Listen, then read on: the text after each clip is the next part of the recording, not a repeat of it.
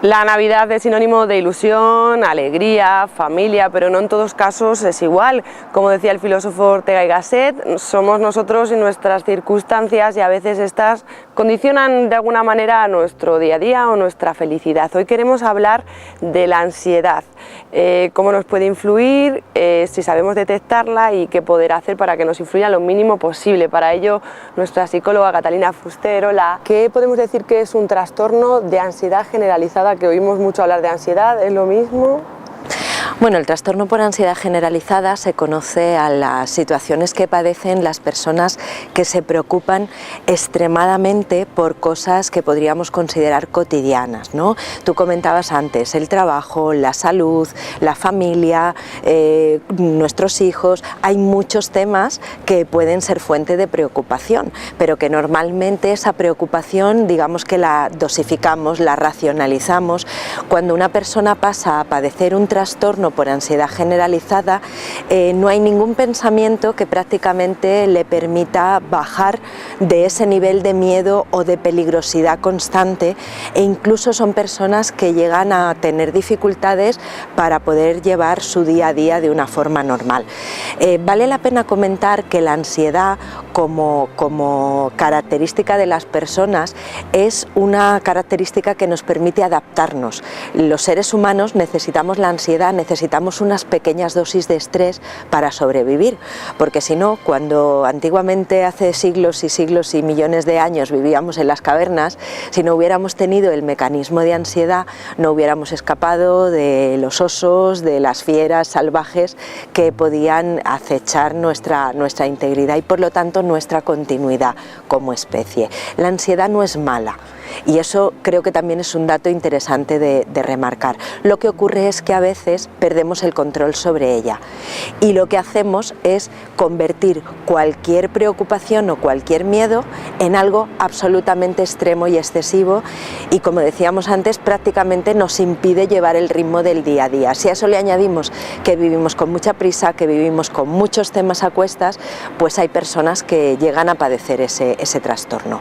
¿Qué podemos decir que lo causa este trastorno de ansiedad? Cuando hablamos de las causas de los trastornos de las enfermedades mentales, a veces pensamos en si esto será hereditario, y es muy difícil establecer la diferencia entre una causa hereditaria, genética, o una causa aprendida. Realmente no se sabe de dónde vienen las causas del trastorno por ansiedad generalizada. Lo que sí sabemos es que a veces es fácil aprender determinadas conductas que luego pueden repetir esos patrones de comportamiento, se pueden estar repitiendo en personas que tengan vínculos familiares, y por eso, como decíamos antes, no sabemos hasta qué punto es heredado y por lo tanto genético o es aprendido, ¿no? Las causas son absolutamente desconocidas y podríamos decir que además hay muchísimos factores ambientales que pueden influir para que se desarrolle un trastorno por ansiedad generalizada. ¿Y los síntomas son fácilmente detectables? ¿Se puede confundir con algo? ¿Qué se pueden decir que son los síntomas de este trastorno de ansiedad? Hay situaciones que claramente nos hacen prever. Cuando hablamos de diagnóstico y cuando hablamos de síntomas, vamos a decir muchas cosas que a la gente le sonarán y dirán, pero si esto a mí me pasa. Damos datos, indicios, pero luego siempre hay que hacer un diagnóstico dentro de un contexto más amplio, y ese diagnóstico lo debemos hacer los profesionales.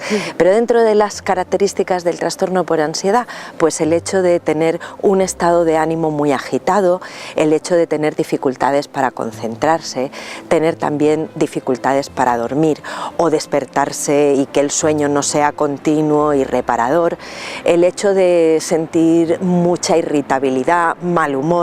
Todos esos síntomas formarían parte de ese trastorno que antes no lo hemos mencionado, pero puede llegar a sufrirlo, a padecerlo entre un 3 y un 5% de la población, con lo cual, bueno, no es que sea para alarmarse, pero tampoco es absolutamente irrelevante y que no tenga ninguna importancia.